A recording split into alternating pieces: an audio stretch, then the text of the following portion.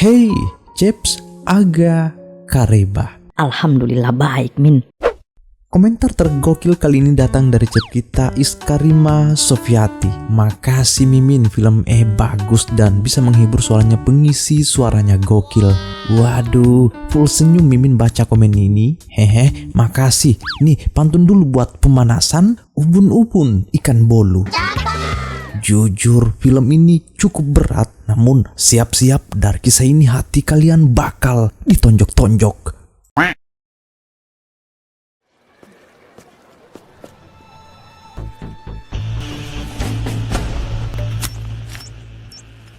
Di tahun 2002, di tengah megahnya kota London yang dingin dan ramai, hidup seorang pria sederhana bernama Samar Anand.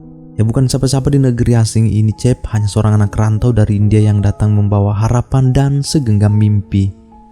Samar adalah jiwa pekerja keras, berumur 25 tahun, masih muda namun telah matang oleh pahit manis kehidupan. Ia tinggal bersama sahabat sekaligus partner setianya Imran di sebuah kontrakan kecil di pinggiran kota.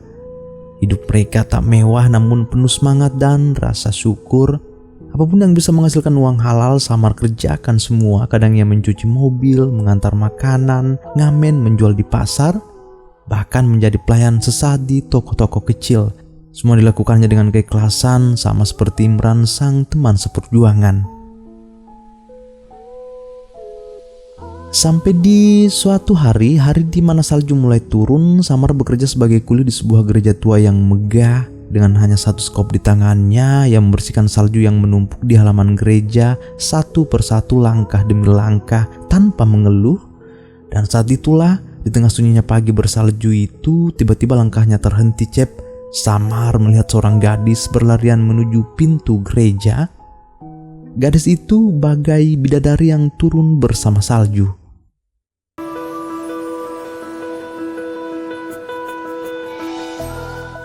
Rasa penasaran yang tak kunjung reda membuatnya diam-diam melangkah masuk ke dalam gereja. Di balik bayang lilin dan gema doa, ia mendengar suara lirih gadis itu. Namanya ialah Mira, gadis bangsawan berdarah India yang lahir dan besar di tengah gemerlap kekayaan, tapi menyimpan dunia yang sepi di balik senyumnya, Cep.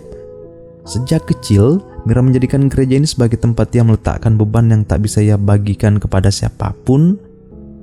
Hari ini ia datang untuk satu alasan, ia memohon agar Tuhan membatalkan perjodohannya.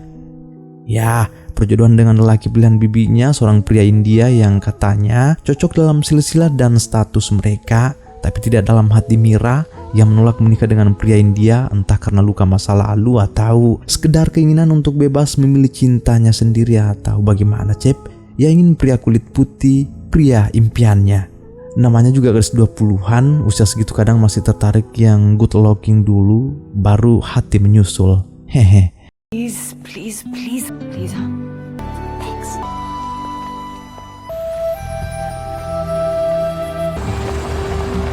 Hari-hari berlalu, Samar tak pernah lagi melihat gadis itu meski kadang kala ia datang menunggunya di gereja. Sampai di suatu hari, Samar ditawari sebuah pekerjaan oleh seorang pemilik restoran ternama. Tentu tawaran ini sayang jika ditolak. Yang dulunya Samar hanya bekerja di jalanan, kini agak naik pangkat jadi pelayan restoran tersebut, Cep. Di hari pertamanya kerja, kebetulan sekali diadakan sebuah pesta pertunangan megah dari seorang pengusaha kaya. Ternyata itu dari ayah Mira, Tuan Tapar, yang telah menjodohkan putrinya dengan seorang pria berketurunan Inggris bernama Roger. Sambil meneteng minuman bawaannya, Samar melihat langsung proses pemasangan cincin mereka di atas sana. Namun Samar menyadari ada yang aneh dengan Mira, seolah ia tak menerima perjodohan ini. Tergambar dari sorot matanya yang sama sekali tak menggambarkan kebahagiaan, bahkan memandangi wajah Roger pun tidak. Nah, seselesainya pesta, यहाँ क्या कर रहे हो? वो कमाना बहुत मुश्किल है। आपकी बात नहीं सुनी। क्या? कैसे पता? Cleaning snow. के कन्फेशन सुनना अच्छी बात नहीं हो। मैं सालों से जानती हूँ और मैं बहुत खुश हूँ। सबसे बड़ा दिन है। लग तो नहीं रही। बाहर अकेली क्यों बैठी?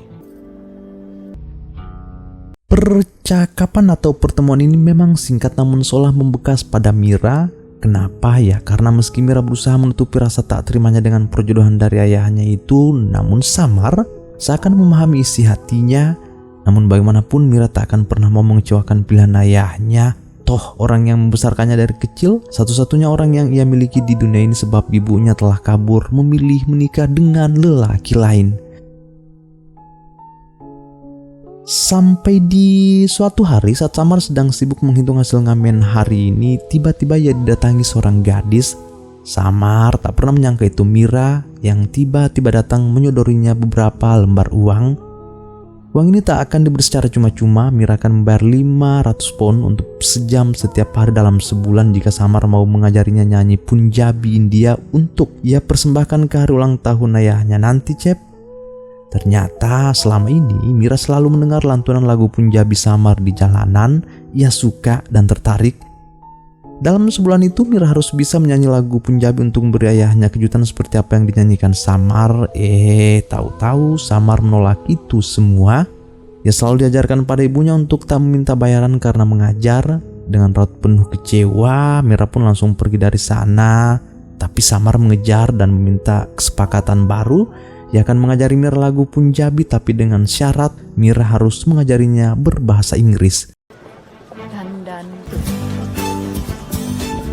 promise मैं कभी सिगरेट नहीं कि वो दिन डैड का हैप्पीएस्ट दिन हो. Please make sure my Punjabi rocks. Setelah sepakat, kini Samar mulai mengajari Mira. Tak ada tempat yang pas selain di taman kota. Hari-hari berlalu, Mira sedikit mulai pintar. Begitupun Samar, ia sudah mengetahui beberapa kata atau kalimat bahasa Inggris. Tanpa tersadari, Cep, dari sinilah kedekatan Samar dan Mira dimulai. Mungkin mereka berdua tak sadar bahwa benih telah ditanam meski kita tahu bersama bahwa Samar terbiasa hidup dari kerja keras sementara Mira yang hidup di balik dinding emas dan aturan keluarga. Dua dunia yang jauh berbeda dipertemukan oleh musik dan mungkin juga oleh takdir. Tapi ya itu hanya sekedar sajak dari Mimin sebab kita tahu bersama lah ya mau Samar ini jatuh hati nantinya percuma juga sebab Mira telah tunangan. Ia pasti akan tetap menyimpan batas di hatinya agar tak mengecewakan sang ayah. Banyak hal-hal konyol sekaligus menyenangkan terjadi pada momen disaling ajar ini, Cep.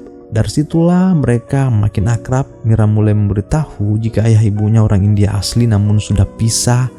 Nah, kenapa si Samar ini begitu pandai nyanyi lagu Punjabi? Sebab ternyata ia berasal dari desa Sirsa di Punjabi, India sana. Nah, jika diperhatikan secara saksama nih, Cep, Samar dengan polosnya sepertinya benar-benar telah jatuh. Dari setiap tawa, setiap tatapan, setiap detik bersama Mira seperti ada dua tanpa suara. Sebuah kenyamanan yang tak dimengerti atau mungkin tak berani diakui.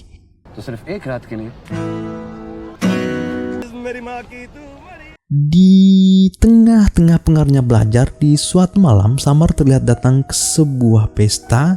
Entah pesta apaan ini, yang jelas ini ialah dunia malam para muda-mudi di London. Polos-polos begini Samar ternyata tahu tempat-tempat seperti ini, Cep. Mira yang dikenal religius pun baru pertama kalinya datang ke tempat seperti ini, itu pun Samar yang membawanya. Ternyata hal ini sangat membuat Mira terhibur, soal apa yang memberatkan hatinya selama ini sedikit terasa lega.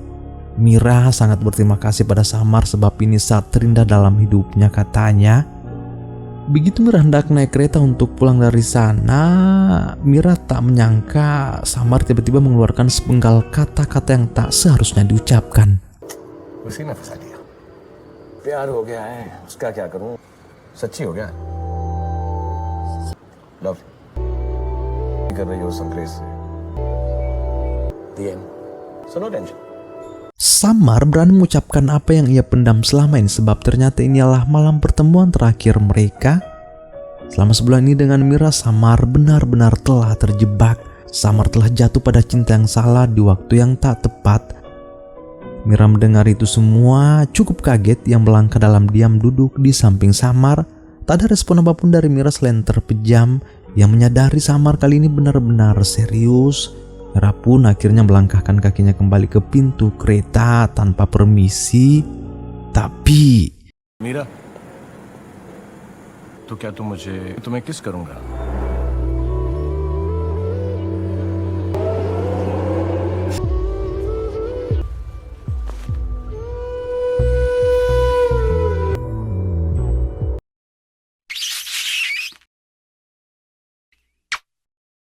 tak menampar itu artinya Mira juga telah jatuh. Jelas ini adalah kesalahan besar dari balik pertunangannya dengan Roger. Namun di malam ini Mira yang selama ini bermain aman dengan rasa tak kuasa lagi menyangkal ciuman tersebut, entah ya hanya terbawa suasana atau hanya ucapan terima kasih Cep. Kini tiba saatnya hari ulang tahun Tuan Tapar telah tiba. Di balik gemerlap lampu dan gelas-gelas sampahnya, Mira kini mempersembahkan lagu Punjabi spesial untuk ayah tercinta. Samar sendiri kini kembali fokus ke kerjaannya di restoran.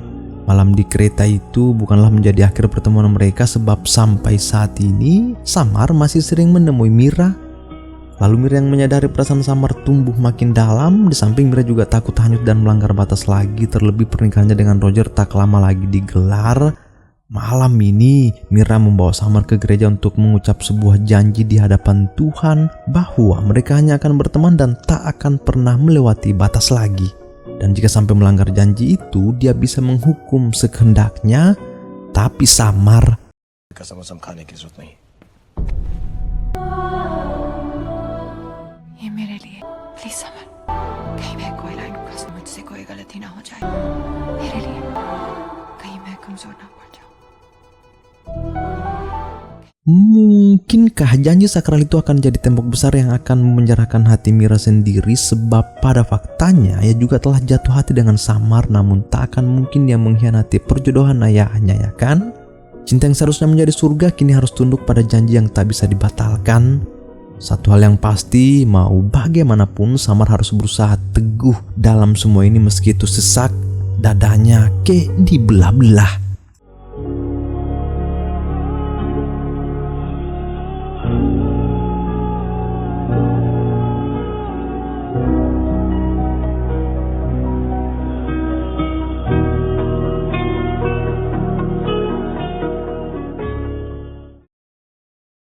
Sampai di suatu hari Mira menerima sebuah kiriman paket dari seseorang. Ternyata itu kiriman dari ibunya Poja berupa gaun sari untuk pernikahannya dengan Roger serta sebuah surat yang berisikan rasa rindu dan ucapan maaf dari sang ibu. Bait demi bait Mira membaca isi surat itu hingga ia tak sadar air matanya gugur berjatuhan. Sehabis membaca surat itu, perasaan Mira jadi bercampur aduk. Ia pun datang menemui Samar untuk membawanya ke tempat ibunya sekaligus meminta restu. Dengan senang hati, Samar pun membawanya ke sana, tempat yang cukup jauh berada di sebuah desa pedalaman. Ibu Poja di sana telah hidup bahagia dengan suaminya Jojo. Setelah bertahun-tahun lamanya memekik dalam kerinduan, kini Poja akhirnya bisa melihat langsung putrinya Mira yang kini telah tumbuh jadi gadis cantik dengan senyumnya yang aristokrat.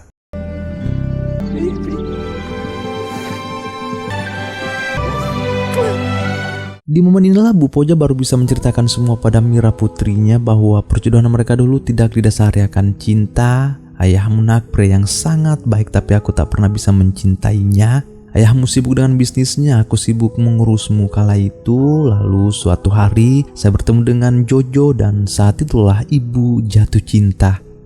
Saat itu umur Mira baru 4 tahun Cep, itulah sebabnya Poja menahan diri dan baru pergi bersama Jojo saat umur Mira 12 tahun. Dari saat itu Poja mengerti satu hal berharga dalam hidup. Jika kau sendiri tak bahagia, kau tak akan pernah bisa membahagiakan orang lain. Tak akan pernah nak. Dari sinilah Mira sepertinya mulai menyadari arti cinta yang sesungguhnya. Entah kenapa tatapannya seakan penuh makna tertuju pada Samar yang hendak asik bermain dengan Pak Jojo. Thank you, प्यार दिया।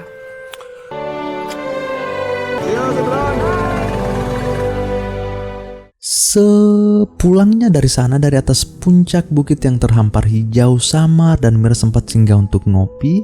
Samar tetap seperti biasa, tenang dan santai. Ia tidak menyadari kalau Mira sedang dilanda kebingungan besar dalam hatinya. Namun diam-diam, setelah semua kebersamaan mereka, Mira mulai goyah, terutama setelah ia mendapat nasihat dari ibunya.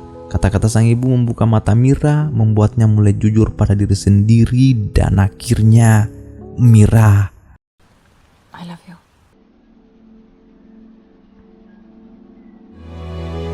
तुम line cross कर रही हो Meera. Buah dada dihamburkan kopinya. Kini yang ada hanya kecupan yang tak pernah puas, pelukan yang tak kunjung usai. Mira telah menyatakan perasaannya dan itu artinya ia telah melewati batas, melanggar janji-janji yang telah terucap di gereja.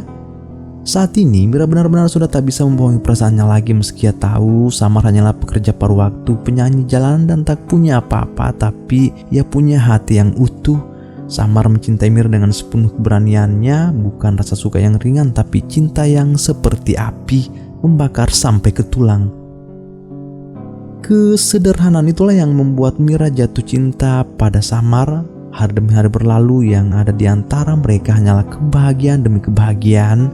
Intina tertanam sejagung Nyai Samar, Cep.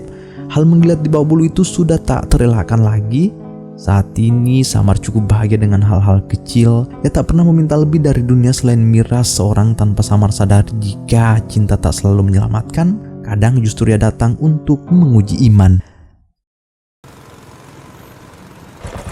Charlotte को मेरा है Meera I love you.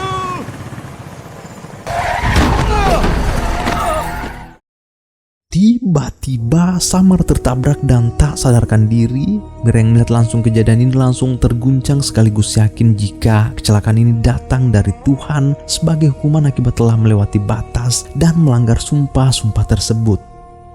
Sambil dikuasai kepanikan, Mira berdoa. Ia kembali mengucap sumpah pada Tuhan bahwa jika Samar selamat dari kecelakaan ini, Mira berjanji tak akan pernah menemuinya lagi atau mengubur hidup-hidup perasaannya mulai detik ini.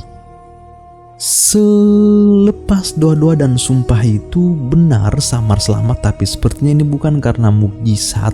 Samar selamat karena ia kuat. Namun itulah keyakinan Mira, ia akan menepati sumpahnya. Ia pergi dari sana tanpa penjelasan, tanpa pamit, meninggalkan Samar dengan hati yang hancur dan iman yang tercerai. Sejak hari itu, kini Mira sudah tak bisa dihubungi lagi. Stres puluh si Samar, Cep. Ini akan jadi luka baru, mana luka fisiknya juga belum sembuh-sembuh, ya kan? Untung Imran selalu setia mendampingi dan menghiburnya. Sampai tak lama, Mira datang. Dia datang dengan langkah pelan dan mata yang teduh, seolah-olah ini akan jadi perjumpaan terakhir mereka. Dan ya, itu benar, Mira datang untuk memberitahu Samar mengenai doa-doa dan sumpah yang ia buat sendiri. क्या मांगा? तुम्हें पूरी हुई। वो किसी तरह तुम्हें जिंदा रख को कोई नहीं तोड़ सकता। तो कि तो ये शहर छोड़कर कहीं दूर चली जा। सिर्फ ये बताने आई हूँ से शादी कर रही हूँ। शादी मुबारक दोस्त।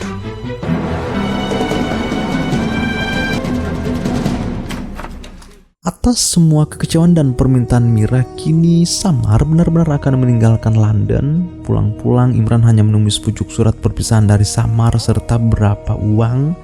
Dalam surat itu Samar berpesan pada sahabatnya Imran agar bisa menggunakan uang itu dengan hal-hal besar. Tak sadar air mata Imran jatuh sebab hari ini ia benar-benar telah ditinggalkan Samar. खुदा हाफिज। चाय बहुत याद आएगी। जंग शुरू हो गई है। आपका विश्वास छीनूंगा। देखते हैं तुम अब में हर तक मुझे जिंदा रखते हैं।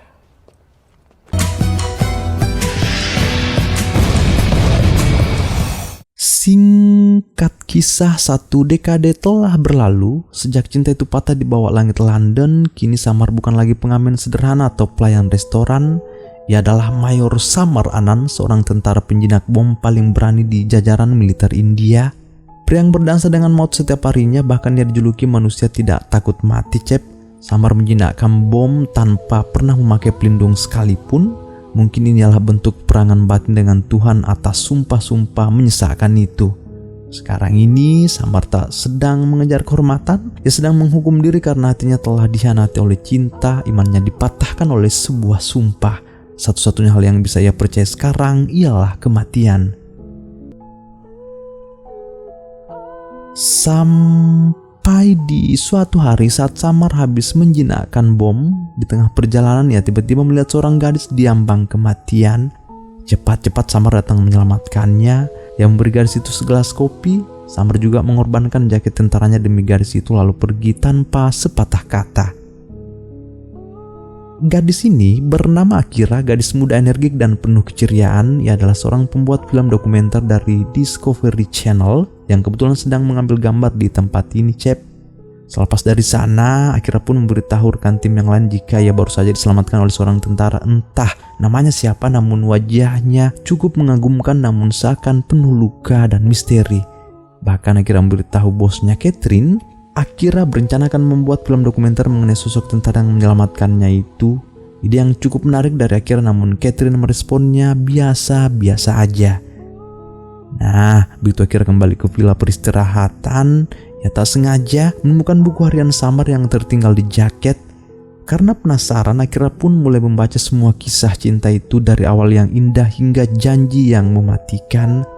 Akira terbawa cerita sampai-sampai menitihkan air mata, bukan karena ia cemburu, tapi karena Akira mengerti sekarang bahwa Samar tidak benar-benar hidup sejak hari itu.